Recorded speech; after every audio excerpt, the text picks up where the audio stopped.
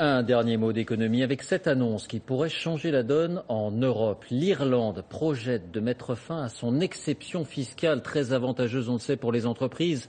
L'enjeu est important car c'est là-bas que s'installent les fameuses multinationales Apple, Google et bien d'autres qui échappent quasiment à l'impôt. Bonsoir Loïc Delamornay, vous êtes notre correspondant en Grande-Bretagne et vous avez des précisions.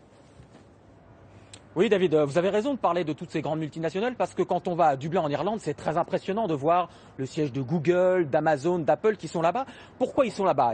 Pour faire simple, parce qu'il y a un système très particulier, hybride, que les Anglais appellent d'ailleurs le double Irish, le double irlandais, qui fonctionne comme suit. Ça permet à une société d'avoir la résidence commerciale en Irlande. Donc par exemple, Google est effectivement un résident commercial, est une société irlandaise basée à Dublin avec tous les avantages de l'Union européenne, mais d'avoir la société et la résidence fiscale dans un autre pays. Pour Google, c'est tout simplement les Bermudes, un pays où il y a tout simplement 0% d'imposition sur les sociétés. Vous voyez que ça permet tout simplement de l'évasion fiscale légale. Alors évidemment, l'Europe a tapé du poing sur la table. Le gouvernement irlandais va être obligé sans doute dans les semaines qui viennent d'annoncer qu'il retire ce dispositif, qu'il l'abandonne.